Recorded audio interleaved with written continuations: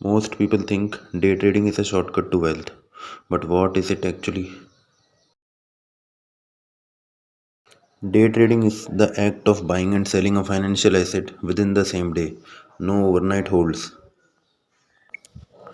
The goal is to capitalize on small price movements. Traders use charts to hunt for tiny gains that add up. The hard truth: about 90% of beginners lose money because they lack a proven strategy. To succeed, you need just three things: a solid strategy, emotional discipline, and strict risk management.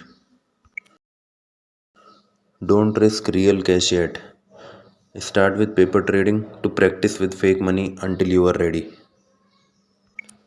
Ready to master the markets? Hit follow and start your journey today.